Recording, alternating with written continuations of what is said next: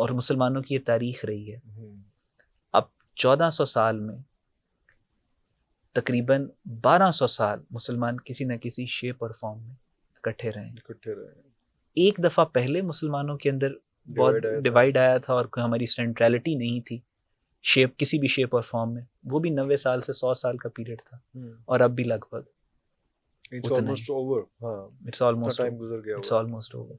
So yes, it's a spoiler जो सारी मैंने आपको बताई है। क्यों उसकी, just to make you understand, उसके लिए स्पॉइल करना क्यों जरूरी है, क्योंकि उसका वजूद इस बात पर टिका हुआ है। ठीक है, अगर ये स्पॉइल नहीं होता और एक सस्टेनेबल पीस आ जाता, हमारी इस्लामिक हिस्ट्री में आपको बड़ी एग्जांपल्स मिलती हैं कि मुसलमान जब दुश्मन से लड़ने का उन्होंने प्लान किया, जब उन्होंने ये देखा कि अंदर से टूटने वाला है, तो मुसलमानों ने प्रेफर किया कि हम पॉज पे जाएंगे, खुद टूट जाए और फिर हम, जब दुश्मन खुद गलती कर रहा हो तो फिर उसको नहीं छेड़ते। ये वही फेज है हमारा इस वक्त। अगर एक स्ट्रेटेजिक पॉज और रिस्ट्रेंट हमें मिल जाए with in days, with in months, बहुत कम अरसे के अंदर आप देखेंगे कि इसराइल के अंदर जो है अंदर से ये फटेगा। मैं आपको इंपॉर्टेंट बात है कि ये जंग वाली, ईरान वाली बता दूं, नरेंद्र मोदी ने विजिट किया इसराइल को।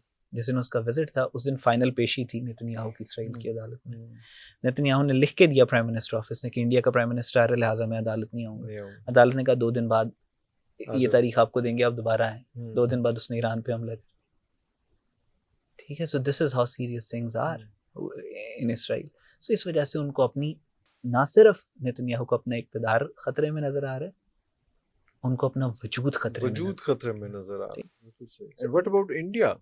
इंडिया ने अपने आप को, India is also a spoiler. India is also a spoiler, लेकिन उस स्पॉइलर की कोई हैसियत नहीं है। अल्लाह का फजल और करम और एहसान और शुक्र ऐसा है कि उन्होंने अपनी फॉरेन पॉलिसी को इंडिपेंडेंट रखा नहीं। देखें, आप कंपेयर करते हैं ना इंडिया और पाकिस्तान को, ज़मीन आसमान का फ़र्क है। वो अपनी मिल्लत पर कयास अक़वाम मग़रिब से न कर, ख़ास है तरकीब में कौम रसूल हाशिमी सल्लल्लाहु अलैहि वसल्लम।